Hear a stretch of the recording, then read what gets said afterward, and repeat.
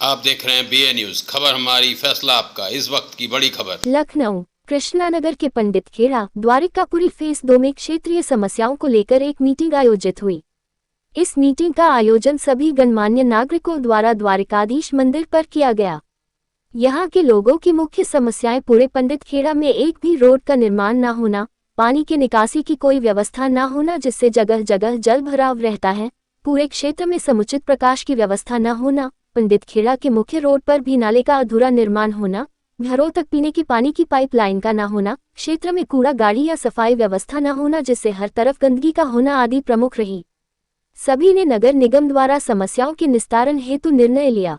सभा का आयोजन RWA के अध्यक्ष अरुण कुमार शुक्ला, उपाध्यक्ष SN तिवारी व क्षेत्रीय कार्यकर्ता CN शुक्ला ने किया, जिसमें प्रदीप कुमार, मिश्रीलाल यादव, RB सिंह भदौरिया, दीपक विश्वकर्मा, प्रमोद मिश्रा, अनिल पाल, अवधेश दीक्षित, मनोज यादव, ग्रीस यादव, VK सिंह एवं क्षेत्रवासी उपस्थित रहे। हाँ, तो लिंक हो जाए ना। हाँ, अंदर आने पे तो गड्ढों में कूदना पड़ेगा, लेकिन उतनी दूरी तक आप रोड पे रहेंगे कि किसी तरह वहां तक पहुंच जाए।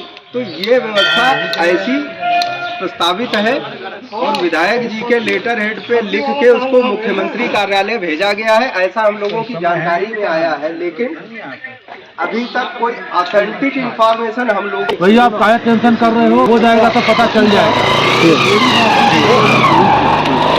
जो ये रोड है ये सेंशन कड़क शब्दों में भी टाइप हुआ गया, कौन है सब लोग अपने नाम लिखो, इस तरह की भी बातें आई। तो वो उन लोगों को नक्शे की हकीकत बहुत अच्छे से मालूम। कारण है कि इस क्षेत्र में जब रोक लगी थी तो वो नक्शा लेआउट लिखा था। लेआउट माने जैसे आप 1 बीघे में कहाँ मकान बनाएंगे, कहाँ पे आप सड़क बनाएंगे, कहाँ पे आप ओपन लैंड छोड़ेंगे, वो पास करने की बात है। तो वो पास तो वो करवा सकता है जो पूरे क्षेत्र को बड़ा डेवलपमेंट चार्ज हो जाएगा कि इसके जैसे 4 मकान नहीं होगा। वहाँ तक तो आप सोच के देखिए कि कितना खर्चा आ जाएगा।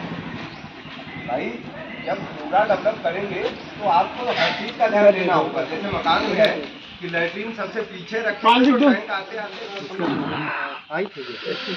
सर, ये क्षेत्रीय समस्याएं क्या है यहाँ की? प्रदीप जी धन्यवाद।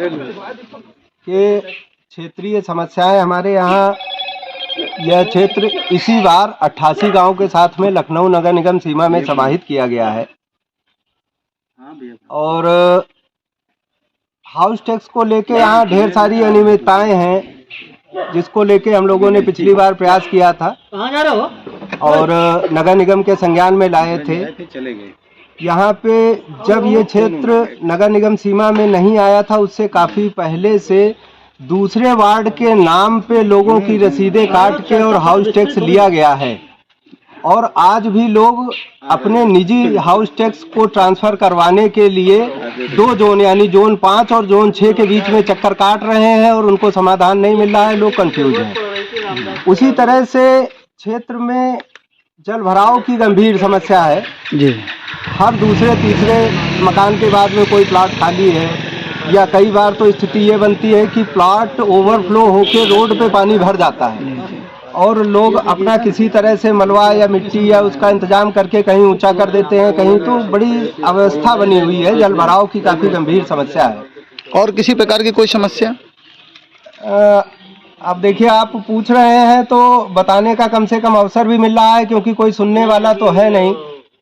समस्या तो अगर जल भराव की एक तरफ है तो दूसरी तरफ लो वोल्टेज की बहुत गंभीर समस्या है।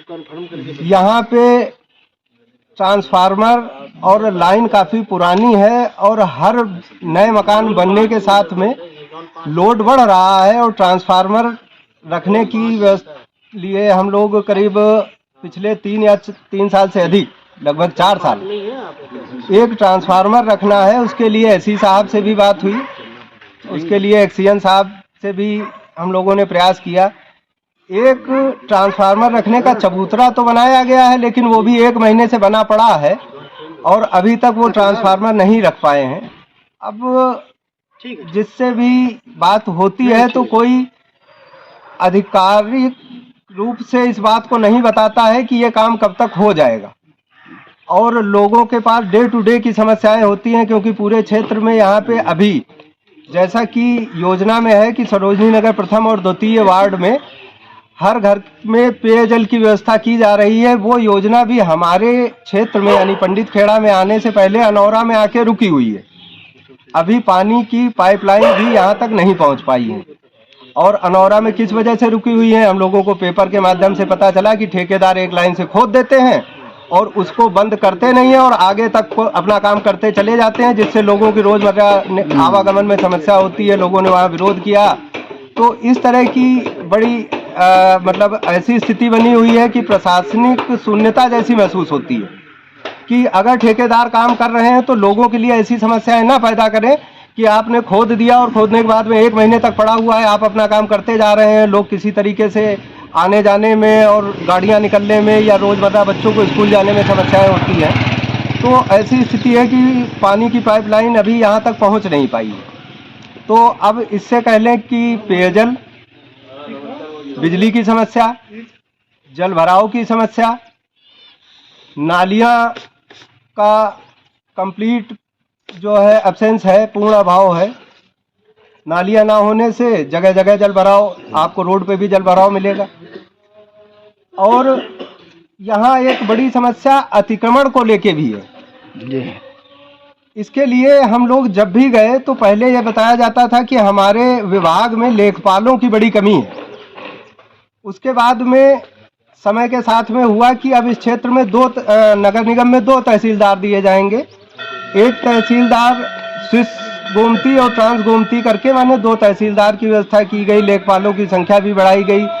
फिर क्षेत्र के जो जागरूक लोग हैं, जो वरिष्ठ लोग हैं, जो लगातार जाके समय निकाल के अपने क्षेत्र की चिंता करने वाले लोग हैं, जब मिले तो उनसे कहा कि जहाँ जहाँ पे नगर निगम की सरकारी ज़मीनें हैं उन पे बोर्ड लगा दिए जाएंगे ताकि अतिक्रमण ना हो और लोगों के लिए कुछ खुले स्थान मिल सकें, लोगों को बच्चों के खेलने के लिए, बुजुर्गों के टहलने के लिए, और प्रकृति के रूप से भी जो स्थान सुरक्षित होने चाहिए उन पे लगातार अतिक्रमण होने के बावजूद प्रशासन उन पे कोई कार्रवाई नहीं कर पाता है। क्षेत्र के लोग अपने आप को बड़ा असहज महसूस करते हैं कि कोई ऐसी व्यवस्था ना बने।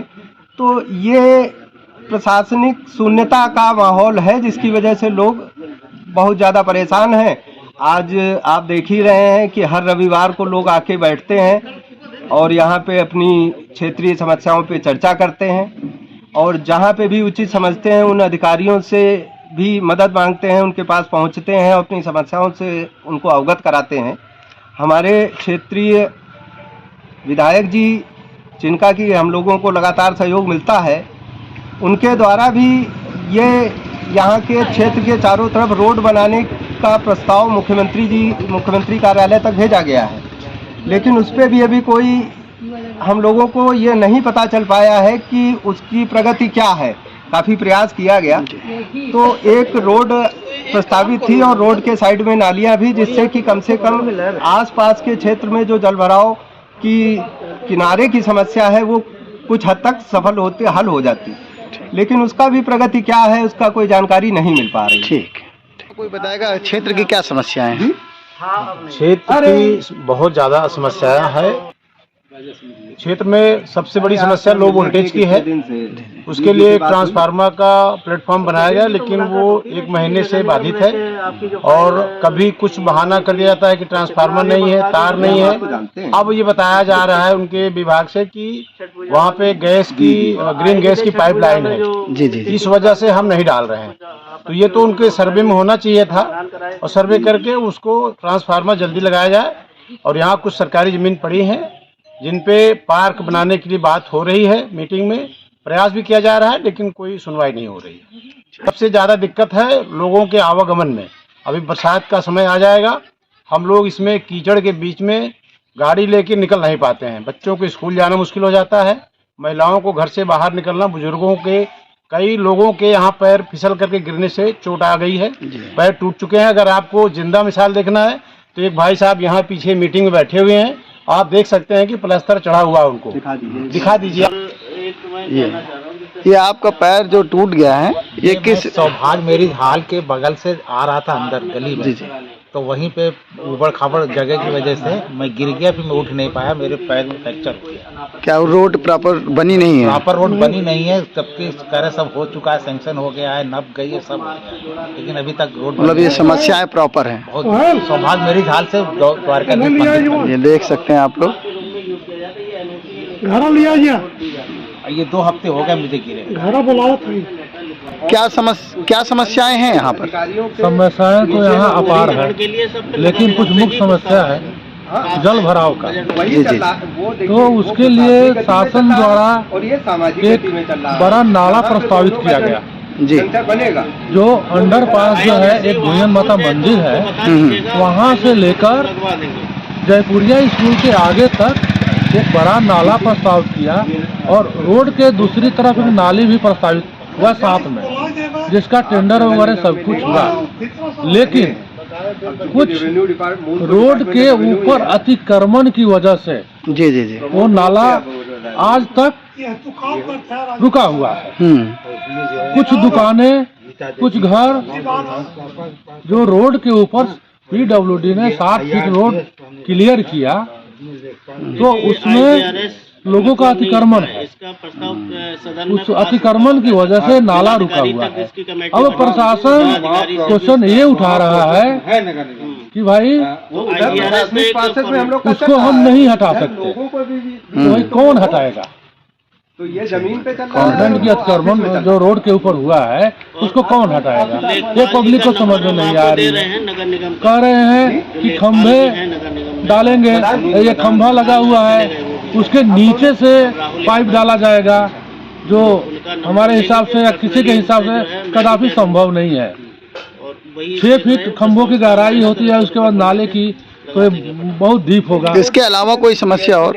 इसके अलावा ये रोडों की समस्या है। रोडों की समस्या यहाँ तकरीबन करीब 20,000 प्लस की आबादी है, जिसमें रोड का हालत इतना बुरा है कि कह नहीं सकते।